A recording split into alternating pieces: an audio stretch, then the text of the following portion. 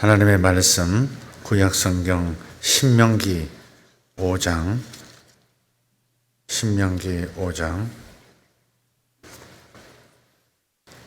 12절에서 15절까지입니다. 신명기 5장 12절에서 15절 말씀 함께 봉독하겠습니다. 내 하나님 여호와가 내게 명령한 대로 안식일을 지켜 거룩하게 하라.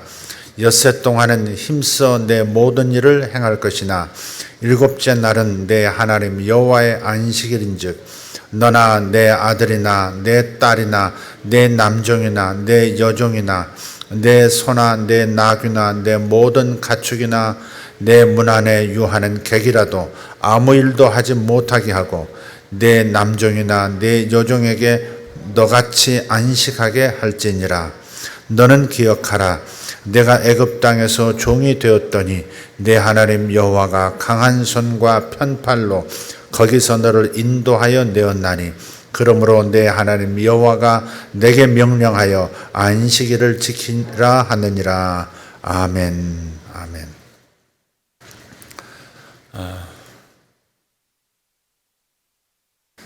오늘 우리 정만산 집사님 기도하실 때 일상이 되어버렸다 하는 표현을 쓰셨는데 오늘 제 첫 이야기가 그렇습니다. 일상이 되어버린 무언가가 있습니다. 코로나19가 우리의 거의 모든 것을 멈추게 만들어버렸습니다. 우리가 바깥을 나가려고 하면 내 마스크. 식당에서도 식사 나오면서도 마스크. 집에 돌아오면 자녀들이 집에 돌아오면 손부터 씻어라. 손 씻었니? 이게 일상이 되었습니다. 뉴 노멀, 새로운 표준의 상황이 벌어지고 있습니다. 우리 기독교 내에서는 예배당에서 주일 공예배를 드리지 않고 온라인 예배로 전환하면서 주일 성수 문제, 주일 공예배 문제 또는 온라인 예배 문제가 한 이슈가 되었습니다. 성찬식은 어떻게 하냐 하는 고민도 생겼습니다. 가만히 생각해 보면 주일 성수라고 하는 이 화두는 우리에게 매우 중요한 문제를 제기하고 있습니다. 안식일은 하나님에 의한 강제 멈춤이죠. 일하지 마, 쉬어, 멈춰, 너 거기 서, 앉아, 그냥 쉬어, 그런 거죠. 그게 안식일, 하나님에 의한 강제 멈춤인데 지금 우리는 코로나19에 의해서 강제 멈춤 상태에 놓여 있으니까 우리가 안식일을 다시 한번 그래서 들여다보고자 하는 것입니다.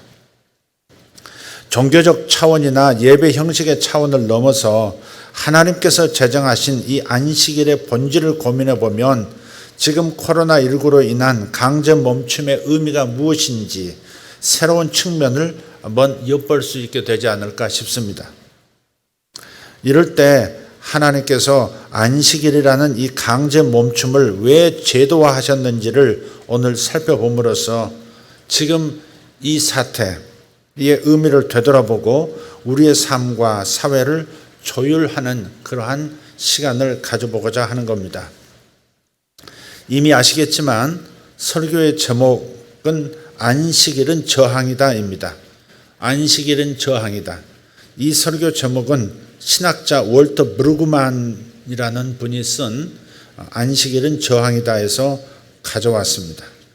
책 제목이 안식일은 저항이다입니다.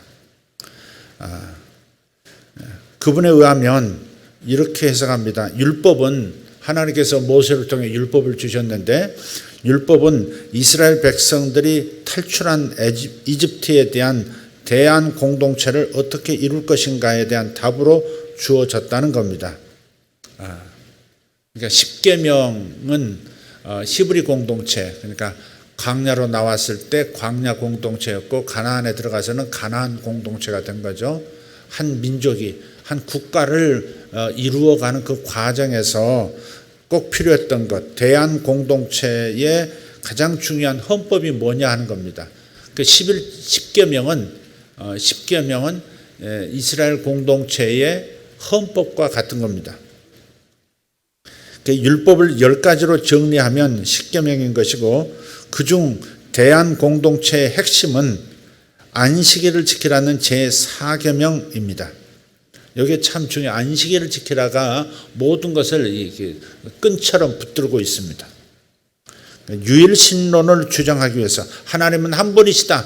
한 분밖에 없다. 신은 한 분밖에 없다라고 하는 것을 주장하기 위한 계명처럼 보이는 첫 번째 계명, 10계명 중에서 제1계명은 이렇게 시작합니다. 신명기 5장 6절입니다. 나는 너를 애굽 땅 종되었던 집에서 인도하여 낸 내 하나님 여호와니라. 아멘.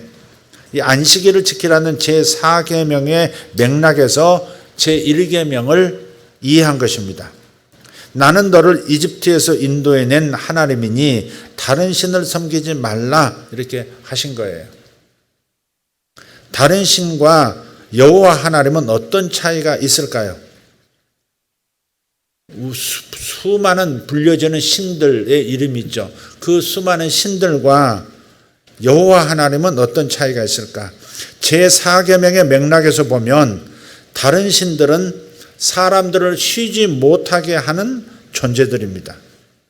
이집트는 이스라엘 백성들이 쉬지 못하고 일하게 하고 더 과중한 짐을 만들어주고 서로 경쟁하는 일을 부추기고 만족하지 못하게 만들고 끊임없는 욕망을 추구하는 체제를 구축했습니다. 그렇지 않겠습니까? 국가에서 직접 벽돌을 만들라고 지프를 주고 흙을 공급해주고 한 것은 아닙니다. 분명히 그 국가 안에 기업들이 있었죠. 그런 그 기업들이 국가의 위탁을 받아서 벽돌을 생산하고 건축 자재들을 만들어내는 것이죠. 그래서 끊임없는 욕망을 추구하는 체제를 만들어 갔다는 겁니다. 그런 이집트가 믿는 신들은 항상 약속하죠. 모든 신들이 그렇습니다. 풍요와 성공을 약속하고 현실의 부조리를 은폐하면서 쉬지 못하게 만드는 신들입니다. 하지만 여호와 하나님은 달라요. 그 자신이 하나님 자신이 쉬는 신, 천지를 창조하시고 뭐라고 말씀하셨어요? 이제는 쉰다 그러셨죠. 여호와의 그래서 안식일이라 그런 겁니다. 여호와의 안식하는 날, 제7일은 하나님이 쉬시는 날이에요. 그리고 자기 백성들도 쉬게 하는 하나님이세요. 다른 신들은 문명을 풍요롭게 하고 많은 생산물들을 만들어내게 하는 신이지만 우리가 섬기는 여호와 하나님은 관계를 회복하고 풍요롭게 하기 위해서 안식일을 제정하신 하나님이세요. 그러니까 관계를 풍요롭게 하는 겁니다. 하나님과의 관계, 그리고 이웃과의 관계, 피조물과의 관계. 그래서 마틴 부버라고 하는 그 학자는 창세기 1장 1절을 태초에 하나님이 천지를 창조하시니라 한 그 1장 1절을 다르게 해석해서 말을 합니다. 태초에 관계가 있었다. 이렇게 시작합니다. 태초에 하나님이 천지를 창조하셨다. 이게 하나님이 등장하시죠. 하나님께서 천지를 만드시고 사람을 창조하셨다는 거죠. 그것은 관계가 생겨났다는 거죠. 그래서 태초에 관계가 있었다. 그렇게 창세기 1장을 해석하는 겁니다. 제10계명 역시 안식일을 지키라는 제4계명 맥락에서 바르게 이해할 수 있겠습니다. 이집트 체제는 우리에게 불안감을 안기고 우리에게 모진 노동을 강요하고 서로 경쟁하고 배제하게 만듭니다. 이 모든 것을 가능하게 만드는 근원적인 힘은 바로 동기는 탐욕입니다. 탐욕. 지난주에도 탐욕이라는 관점에서 이제는 이 코로나19 팬데믹 상황을 이해하고 우리가 개선해 나가야 돼. 함께 이 문제를 노력해 나가야 된다는 말씀을 드렸습니다. 탐욕이 이러한 상황을 불러들인 것이다. 하나님께서 코로나19를 심판으로서 보내셨다. 이렇게 생각하고 그렇게 말하는 것은 굉장히 부적절한 것입니다. 성경적이지도 않고, 물론 하나님께서 전염병으로 당신의 백성을 관리하신 적은 있어요. 이스라엘이라는 타락한 당신의 백성을 징계하도 하시고 그들로 하여금 바른 길을 가게 하신 것은 있습니다만은, 그럼에도 불구하고 이러한 이 대참사, 전 지구촌적인 이런 대재앙 수준의 이런 일들을 하나님이 보내셨다고 그렇게 쉽게 말하는 것은 세상에 대해서 하나님을 오해하게 만들고 기독교를 비상식적 무리로 이해하게 만드는 굉장히 거친 그러한 반응인 것이죠. 그래서 그렇게 말하는 것은 조심하셔야 합니다. 어떤 시장이 돌아가셨다, 하나님이 심판하신 것이다, 이렇게 말한다든지 이런 사람들이 있단 말이에요. 그렇게 말했을 때 세상은 어떻게 우리를 또 바라볼 것인가를 고민해야 되는 거예요. 이 모든 것을 가능하게 만드는 근원적인 동기가 탐욕이라고 말씀을 드렸습니다. 탐욕이 소유를 추구하도록 이끌고 경쟁심을 유발하고 남의 것을 빼앗고 이웃을 적으로 만드는 겁니다. 이런 탐욕의 체제는 이웃의 소유를 무너뜨립니다. 과부와 고아와 종과 나그네를 억압하는 체제이고 소유를 빼앗긴 가난한 사람들을 양산하는 시스템입니다.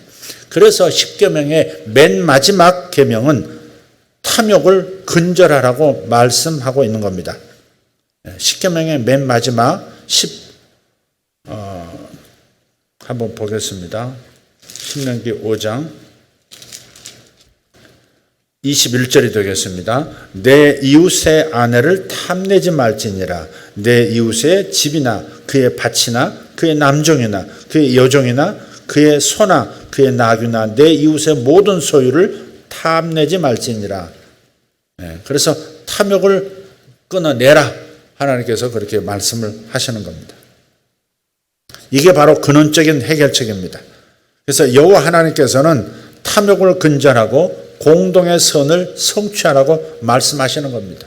그래서 지금 이 시대는 이제는 교회가, 하나님의 말씀을 아는 교회가 인류를 함께 가르치면서 함께 지금 상황을 바꿔보는, 대항하는 이러한 위치에 있다는 것을 기억해야 합니다. 우리만이 아닙니다. 우리만 천당 가고 우리만 하나님께 복을 받고 우리만 탁월해지는 것이 아니라 함께 더불어 공동의 선을 이루어가는, 함께 살아내는 것을 이제는 정말 교회가 해내야 하는 시점에 와 있다 하는 겁니다. 그래서 먹는 것도 이제는 탐욕스럽게 먹어서는 안 된다. 남들이 고기 먹으니 나도 꼭 고기 먹어야 되겠다, 매일 고기 먹겠다, 이렇게 나가는 것은 위험한 거죠. 그런 차원에서 보면 하나님께서 한국 사람에게 팔체질이라고 하는 그런 발견을 하도록 하나님께서 만드신 인간의 체질을 분류할 수 있도록, 찾아낼 수 있도록 만들어주신 것도 큰 은혜라 믿습니다. 그래서 모두가 고기 먹어야 되는 것이 아니고 모두가 뭘 먹어야 되는 게 아닌, 그러니까 실제적으로 우리의 체질을 아는, 그래서 우리가 먹거리를 우리가 이렇게 세상을 관리하면서 보존하면서도 우리의 필요를 채우는 그런 방식으로 살아갈 수 있도록 지혜를 주셨다는 것은 참으로 감사한 일입니다. 제가 어제 가만히 생각해 봤어요. 세상에서 가장 중요한 것이 뭐냐, 가장 중요한 주제가 뭐라고 생각하느냐, 여러분도 한번 생각해 보시길 바랍니다. 가장 중요한 주제가 뭐라고 생각해요? 그 중에 하나가 저는 체질입니다. 나는 어떤 체질을 가지고 있는가. 이건 참 모두가 알아야 할 소중한 주제라고 생각해요. 그래서 저는 우리 성도들에게 그런 관점에서 한번 자신의 체질들을 확인해 보라고 말씀을 드리는 겁니다. 자기의 안위를, 자기의 건강을 지킬 수 있는 아주 좋은 그 패러다임이 거기 있습니다. 그것은 경제 상황도 바꿀 수 있는, 우리들이 탐욕에 찌들어 살지 않고 내몰려서 그냥 모두가 함께 몰려가서 뭔가를 이렇게 자원을 남용하고 이렇게 착취하는 그런 구조를 벗어날 수 있게 만드는 좋은 제안이다, 이 말이에요. 인류는 어떻게 탐욕을 근절할 수 있을까? 그것은 바로 제4계명의 실천을 통해서라고 하나님은 보신 겁니다. 하나님께서는 인간을 쉬지 못하도록 만드는 체제에 대한 대안으로 안식일을 제정하셨습니다. 다시 말해 사람을 쉬지 못하게 만드는 체제의 동력인 탐심을 근절하기 위해서 안식일을 제정하신 겁니다. 따라서 안식일은 탐욕을 원천적으로 봉쇄해야 하고 지나친 노동 강도를 원천적으로 차단하며 노동 착취를 근절하는 사회적인 제도가 되겠습니다. 그래서 신명기는 안식일을 지켜야 하는 이유를 말하면서도 출애굽기와는 다른 이유를 말합니다. 출애굽기에서 십계명을 말할 때는 창조와 안식일을 연결을 합니다. 하나님께서 천지를 창조하실 때 쉬셨다. 그러니 너희도 쉬어라. 안식일을 그렇게 근거를 거기에서 잡는 거예요. 그런데 신명기는 그렇지 않습니다. 이집트 생활과 안식일을 연결하는 겁니다. 출애굽하고 안식일이 연결되어 있다는 거예요. 신명기는 이집트에서 종으로 있었던 것을 기억하라고 재차 강조합니다. 너희가 종이었기 때문에 안식하지 못했던 경험이 있지 않느냐? 그래서 못 살겠다고 내게 탄원했고 그래서 내가 너희를 구원한 것 아니냐? 그러니 너희는 역지사지의 정신으로 반드시 안식일을 지켜라. 쉬는 것을 제도화시켜서 이 명령을 지킴으로써 탐욕도 근절하고 그리고 다른 사람의 삶을 파괴하는 이런 시스템을 중지시키는 그런 일에 적극적으로 나서라 그렇게 말씀하신 거죠. 주인만 쉬라고 말씀하지 않습니다. 자녀들도 쉬고 종들도 쉬고 나그네들, 식객들도 쉬는 겁니다. 심지어 가축들도 쉽니다. 모든 생산수단과 생산 요소들을 쉬도록 해야 한다는 아주 급진적인 주장을 하나님께서 주신 겁니다. 그런 의미에서 안식일의 예배는 우리 신약적으로 표현하면 주일 성수는 이집트의 신들이 제공하는 주류의 정체성을 거부하는 대항 정체성을 행동으로 옮기는 가장 중요한 행동이 되겠습니다. 이런 본질적인 문제를 외면하면서 종교적 수행의 차원에서 주일 성수 문제를 논하거나 공예배로 한자리에 모여야 하느냐 마느냐 혹은 온라인 예배를 드리는 것이 합당하느냐 아니냐 이렇게 갑론을박하는 것은 소모적인 일이 될 것입니다. 오히려 주일 성수나 우리가 드리는 공예배를 드리는 것이 이런 본질을 회복하도록 만들고 있느냐를 물어야 하는 것입니다. 우리가 본질로 돌아가는 것이 무엇이냐, 본질로 돌아가는 길을 찾으라고 하나님께서는 이 와중에서 우리에게 말씀하고 계신다고 믿습니다. 이 코로나19 팬데믹이 발생한 근원을 따져보면 우리 인류가 무엇을 끌어내고 어떻게 이제 삶의 모든 것을 다시 재조정하느냐를 함께 해내야 되는 숙제를 던져준 것이듯이 지금 이 코로나19를 통해서 우리가 무엇을 배워야 되겠느냐? 그것은 안식일에 대한 주일 성수에 대한 본질로 돌아가야 한다는 것을 말씀하고 있다는 것입니다. 사람을 위한 안식일이냐를 물어야 합니다. 주님께서도 말씀하셨죠. 안식일이 사람을 위한 것이냐? 사람이 안식일을 위하는 것이냐? 주님께서 말씀하셨어요. 안식일이 사람을 위해서 존재하는 것이지 사람이 안식일을 위해서 있는 것은 아니라고 그렇게 말씀하셨어요. 우리가 이렇게 주일 공예배를 온라인 예배로 전환해서 드리는 것도 바로 이 정신, 사람을 위한 안식일이 되도록 하는 정신과 연속선상에 있습니다. 그러니까 사람을 쉬게 해줘야 한다고 하는 좀 정신도 마음도 그리고 육체도 좀 정지 상태에서 회복해야 되는 탐욕을 근절하면서 모든 것이 정상으로 돌아가도록 만드는 이것이 본질인데 지금 인류가 함께 지금 겪고 있는 이 상황, 강제 멈춤 상황에서 우리는 어떻게 그러면 주일 예배를 반응해야 될 거냐, 모든 공예배를 어떤 식으로 드려야 되는 것이 맞냐를 그 본질 안에서 해석하고 결정해야 된다는 겁니다. 그래서 이런 형태가 됐든 저런 형태가 됐든 본질을 찾으면 되는 것이, 본질에 충실하면 되는 것입니다. 코로나19가 우리에게 던지는 도전이 있습니다. 그건 뭘까요?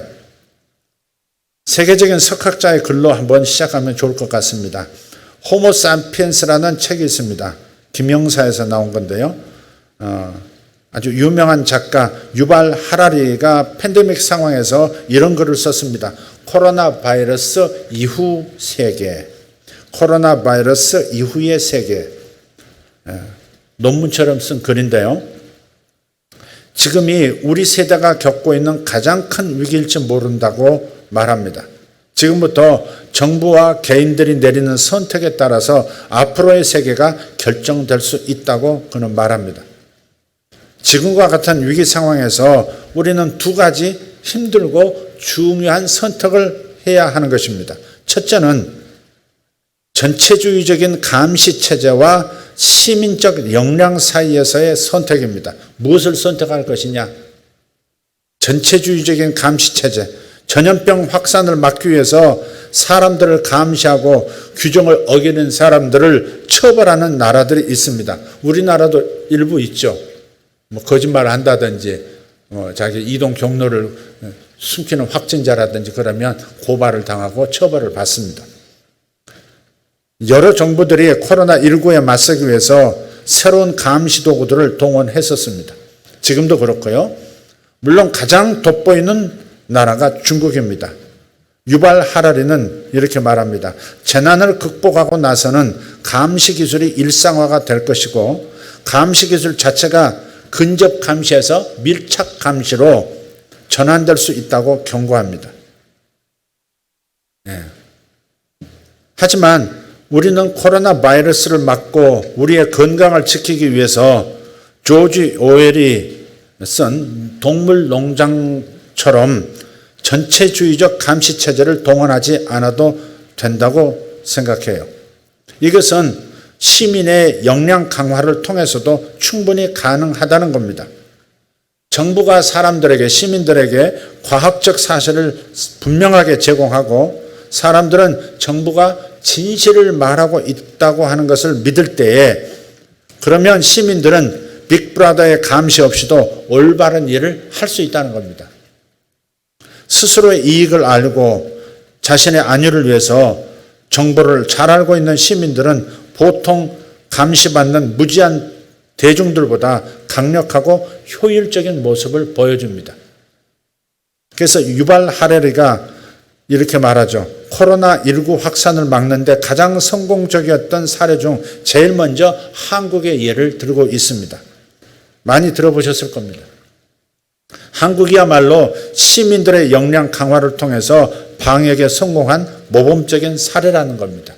자발적으로 누가 그렇게 강요를 하지 않아도 다 마스크를 쓰고 마스크를 쓰라고 권유하고 자녀에게도 권유하고 가족들에게 권유하고 그래서 이런 전파를 차단하는 효과를 스스로 만들어내고 또 자동차를 통해서 그냥 크나큰 접촉 없이 밀착 접촉 없이 코로나 확진 검사도 하고 하는 모든 과정들이 시민들의 자발적인 역량에서 나온 것이다 하는 겁니다. 그래서 강제된 전체주의인 감시 체제를 통해서 이런 것들을 막아내는 기술을 개발하는 이런 방식이 아니라 사람들을 믿자 하는 거죠. 시민들을 믿고 국민들을 믿자. 스스로를 위해서 서로를 위해서 안전한 방식을 선택하고 그래서 스스로를 보호하는 능력이 국민들에게 있다는 것을 믿자는 겁니다. 이것을 선택하자는 거예요. 만약에 정부가 강제적으로 국가가 강제적으로 뭔가를 하고 처벌을 강화시켜서 사람들을 옴싹달싹 못하게 하는 그런 기술들의 방법론들을 계속 발전해 나갈 때 빅브라더의 세상에 정말 오는 상황도 될 수 있다는 것을 경고한 거죠. 두 번째 중요한 선택이 있습니다. 그것은 국가주의적 고립하고 글로벌 연대 사이의 선택입니다. 코로나19 팬데믹은 국가들 간의 국경을 차단하게 만들었죠. 일본은 지금도 들어오지 마 이렇게 돼 있죠. 들어오지 마. 우리나라도 들어오지 말라는 말과 비슷한 그 신호를 계속 보내고 있죠. 한번 나갔다 들어오면 자국민이라도 음성이 분명한데도 양성이 아닌데도 불구하고 2주간을 의무적으로 격리를 하니 사업하는 사람들, 뭐 하는 사람들이 바깥을 나갈 수나 있겠습니까? 다 나가지 않고 있는 겁니다. 외국에서 그러는 것이 아니라 우리나라 자체에서 그러는 거죠. 국경을 차단하는 겁니다. 그러니까 이렇게 했으면 좋겠어요. 말씀이 나왔으니까. 제 아내의 주장인데 그냥 음성으로 판명됐으면 한 일주일 정도 격리하고 그 다음은 활동을 하게 해줘야지 2주는 쓸데없이 길다 이거죠. 음성이 분명한데 또 2주간까지 뭘 또 기다리게 해서 이렇게 여러 가지 어렵게 경제적인 상황을 어렵게 만드느냐. 전 100% 동의합니다. 지나친 것 같아요. 그 부분은 좀 그랬으면 좋겠다는 생각을 합니다. 지금 이미 그렇게 하고 있나요? 그렇게 했으면 좋겠어요. 코로나19 이후의 세계에 대한 예측 중에 첫 번째가 탈세계화입니다. 세계화. 세계화가 대세였죠. 세계화가 대세였는데 그런데 이제는 탈세계화가 중요한 이슈가 됐습니다. 유발 하라리도 이런 현상을 목격하면서 우리가 후자를 선택해야 된다고 말을 하고 있는 겁니다. 격리가 아니라 국가 간 담을 쌓아버리는 것이 아니라 오히려 글로벌 협력 체계가 이게 더 활발해야 된다는 겁니다. 전염병과 이로 인해서 파생되는 경제 위기는 모두 글로벌 위기 맞습니다. 이것은 오직 글로벌한 협조를 통해서만 해결할 수 있죠. 글로벌 차원에서 국제적 차원에서 정보를 공유하고 의료 물자도 글로벌 차원에서 생산하고 배분할 수 있는 노력이 우리에게 필요한 것은 분명한 것 같습니다. 같은 맥락에서 의료 인력이나 식량 수급도 글로벌 차원에서 확보하는 것을 검토해야 하겠죠. 자, 하지만 여기서 학자들이 석학들이 하는 말이니까 귀담아 들어야 되는 건 분명하지만 이 두 가지보다 더 중요한 것이 있다고 저는 생각해요. 그것이 바로 안식일의 저항 정신을 실현하는 겁니다. 그것은 약육강식의 세계에서 각자 도생의 삶을 사는 세상에 대한 비전 대 생명과 평화의 세계에서 서로 돕는 삶을 사는 세상에 대한 비전 사이의 선택입니다. 개별 국가들이 코로나19 팬데믹을 극복하기 위해서 내놓은 해법들을 보면서 느끼는 점은 이것입니다. 이제 우리는 약육강식의 세계에서 각자 살아남는 그 각자 도생의 삶을 사는 세상이 아니라 생명과 평화의 세계에서 서로 돕는 삶을 사는 세상에 대해서 꿈꾸어야 한다는 것입니다. 그것은 정치도 그렇고 경제도 그렇고 식량 문제도 그렇고 의료 문제도 그렇고 모든 면에서 그런 것입니다. 안식일의 정신을 실현하는 기회로 삼아야 한다는 겁니다. 이집트의 신들이 지배하는 세상을 안식일을 제정하신 하나님의 통치가 회복되는 세상으로 변화시켜 나가야 하는 겁니다. 출애굽 당시에 이집트의 체제와 거기에 저항해서 출애굽하고 새로운 율법을 가지고 살아가는 대한 공동체의 상황이 지금도 다시 재현되고 있는 겁니다. 아직도 영적 전쟁이 진행되고 있다고 봐야 하는 것이죠. 전 세계가 이 팬데믹 아래에서 비상한 시도를 하고 있습니다. 앞서 말한 것처럼 제2의 대공황이 발생할지도 모르는 상황입니다. 경제학자들이 다 얘기하고 있습니다. 수많은 기업이 도산의 위기에 빠질 수도 있고 특히 중소기업과 소상공인의 큰 어려움에 처하는 문제는 이미 눈앞에 닥쳐 있습니다. 그래서 정부는 중소기업하고 소상공인을 자영업자들을 지원할 대책을 빨리빨리 더 많이 마련해야 할 것입니다. 기업들이 코로나19 상황에서 창조적인 변화를 만들어내도록 아낌없는 지원책을 마련해야 합니다. 그것이 이 위기 속에서 정부가 해야 할 일이겠죠. 신자유주의가 팽배해 있는 나라 중 하나가 영국입니다. 그런데 영국조차도 자영업자의 소득을 정부가 80%까지 보존해주는 정책을 펼치고 있답니다. 우리 교회 식구 중에서 식당을 운영하고 카페를 운영하는 분들이 계세요. 그분들 말씀을 들어보면 한동안 이제 코로나 상황에서 사람의 출입이 이제 차단된 상황에서는 너무 이제 장사가 안 되고 좀 어려우셨던 거죠. 그런데 어느 날 입이 귓가에 걸리셨더라고요. 뭔가 봤더니 이 재난기본소득 덕을 톡톡히 번 겁니다. 20만 원, 30만 원씩 개인이 받았지만 그걸 대형 마트 같은 데 사용할 수가 없고 뭐 연매출 2억 이상의 그런 업체에서는 사용 못하게 돼 있던 걸로 제가 기억하는데, 그렇게 소규모 자영업자들 중소상인들에게 가서 뭔가 물건을 구매하고 하는 뭐 그런 일들을 허용을 했죠. 그것 덕분에 손님이 많아져 가지고 공짜로 생겼으니까, 공짜가 공짜는 아니지만 어쨌든 공짜가 생겼으니까, 생각지도 않은 돈이 생겼으니 그걸 가지고 이제 식당에서 사 먹고 커피 마시고 그러는 거죠. 그걸 통해서 자영업자들이 숨통이 터지고 버틸 수가 있게 된 거죠. 이런 점은 어떤 정치적인 입장에서 볼 게 아니라 이것은 정말 현실 속에서 매우 필요한 기능을 하고 있다 하는 것을 확신하게 됐어요. 또 미국에서도 논의되고 있는 고용보장제를 실시할 필요가 있을 겁니다.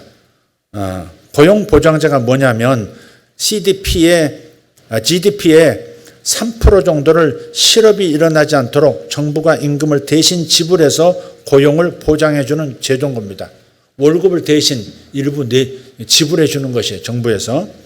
그래서 어떤 교회가 운영하는 카페가 있는데 그 목사님 말씀 들어보니까 고용노동부 화성고용센터를 통해서 바리스타의 한 달치 월급을 지원받았다는 거예요. 그거 가지고 문 닫지 않고 이렇게 운영이 될 수 있었다고 말씀을 하는 걸 들어봤어요. 이처럼 이런 대책들이 코로나19 팬데믹 상황에서 자영업자들이 버틸 수 있는 든든한 힘이라는 겁니다. 하지만 이전에는 시도하지 않았던 새로운 시도도 해야 할지 모르겠습니다. 코로나19 팬데믹이 세계 각국으로 하여금 이런 시도를 하도록 만들었다는 것이 특이합니다. 각국이 세계적인 이 전염병 재난이 아니라면 절대로 하지 않을 일들을 시도하고 있습니다. 우리나라도 마찬가지입니다. 생각은 하고 이론은 있었지만 시도할 수 없었던 일들을 시도하는 상황이 된 거예요. 재난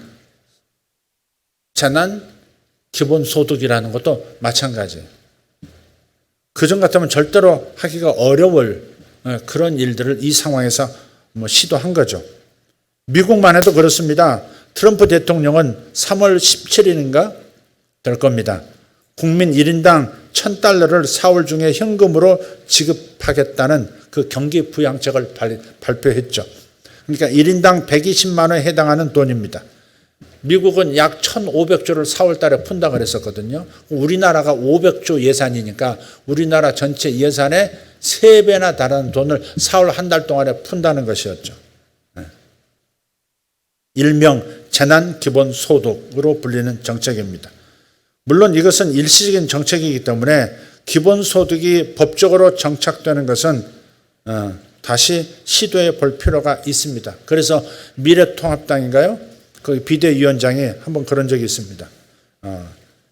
기본소득을 아예 제정하자 하는 겁니다. 그러니까 재난기본소득 급할 때 그냥 이렇게 한 번씩 던져주는 이거 말고 정기적으로 제도적으로 매달 이렇게 기본소득을 주자는 거죠. 그것도 정말 한번 생각해 볼 필요가 있는 거 아닌가 싶은 생각도 들어요. 물론 여러 가지 전문가가 아니니까 여러 가지 이의 제기가 있고 논란이 있을 수 있지만 그런 기본소득도 있지만 기본소득을 주자는 주장도 있지만 또 최저임금에 대한 생각도 조금은 이제 다르게 좀 유연하게 생각할 필요가 있는 것 같아요. 최저임금만 있는 게 아닙니다. 최고임금도 있습니다. 그러니까 이 빈부의 그 양극화 현상이 심화되어 있기 때문에 이런 부분을 최대 얼마까지 이익을 취할 수 있다. 매달 얼마까지 이익을 취할 수 있다. 그 이상은 100% 이렇게 환원하는 그런 방식. 그래서 최저소득하고 최고소득을 이렇게 최고소득을 연동시키면 그러면 이제 부자들이 어떻게 하느냐면 자신의 소득을 더 높이려면 예를 들어서 최고소득이 상한선이 어디까지냐 최저임금의 보통 한 100배까지 얘기합니다. 100배면 적절하다. 그러면 100만 원 받았다가는 100만 원에 100배면 얼마입니까? 그 액수까지 그 이상 나머지는 환원하는 그 방식으로 그렇게 하면 자신이 더 수익을 발생시키기 위해서 저 아래쪽에 있는 약한 저 아래 생산 단계에 있는 이들의 수입을 더 높이는 방향으로 움직일 것이다 하는 것이죠. 이런 것들이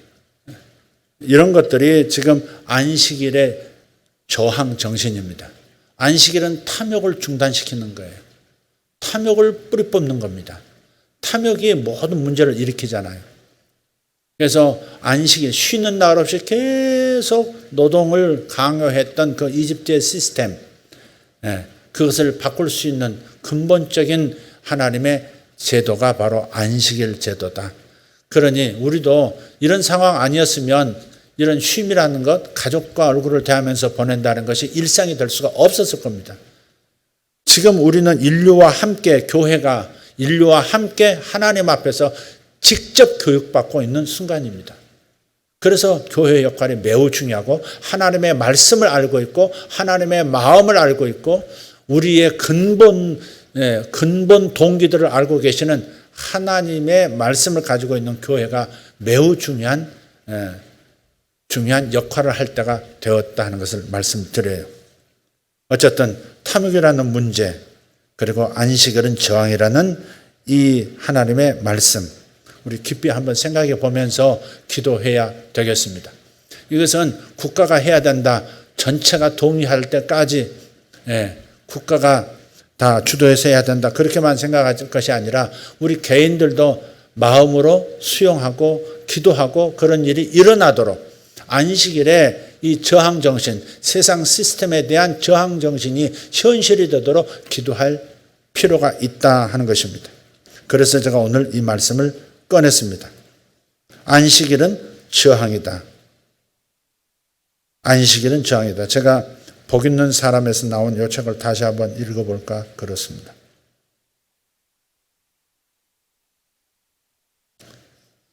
자, 기도하겠습니다.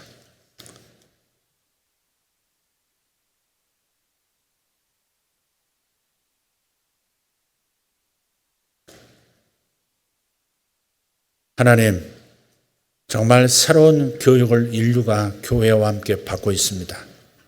하나님께서 이제는 정말 함께 사는 길을 선택하는, 진짜 함께 사는 그런 지구적 공동체가 되도록 우리를 훈련하고 계심을 우리는 깨닫습니다. 하나님께서 이 재앙을 허락하신 것은 아니지만, 그러나 이런 상황 속에서 우리가 무엇을 배우고 무엇이 변화되어야 할지는 하나님께서 말씀하고 계심을 느낍니다. 하나님, 정말 진지하게 깊이 우리 고민하고 기도하고 삶의 변화를 가져와야 되겠습니다. 내 자신이 먹는 것부터 시작해서 가족의 식탁으로부터 출발해서 경제의 모든 구조까지, 정치적인 선택까지, 하나님, 우리가 하나님의 말씀의 뜻을 따라야 되겠습니다. 하나님, 우리에게 더 깊이 정직하시고 진실하신 우리 하나님의 말씀을 더 깊이 이해할 수 있도록 도와주시옵소서. 생각하는 것에 게으르지 않게 하시고 행동하는 것과 결단한 것에서 우리가 희미하지 않도록 도와주시옵소서. 하나님, 감사합니다.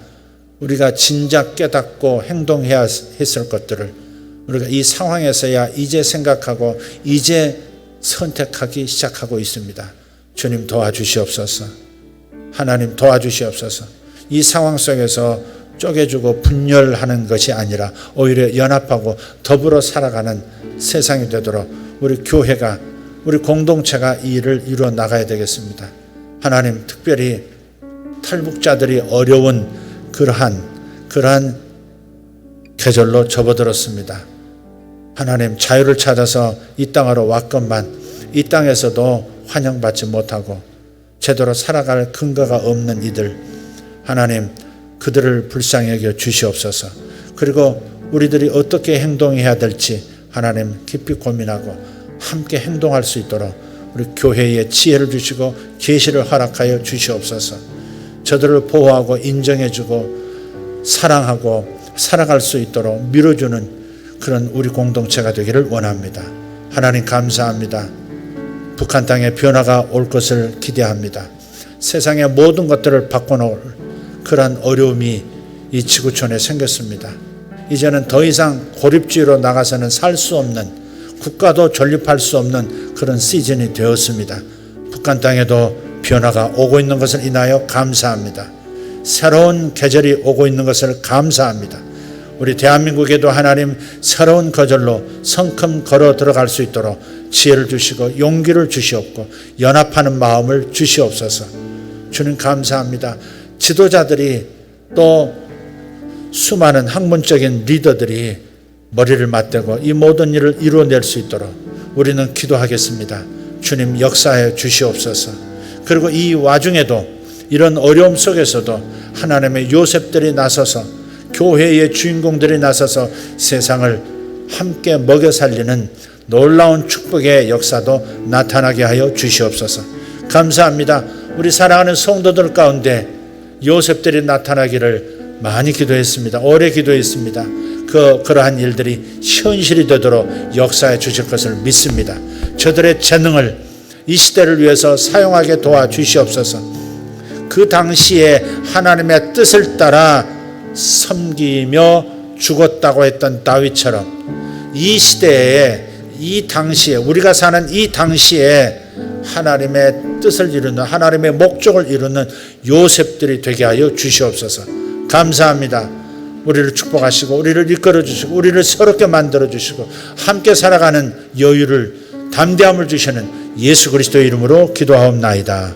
아멘.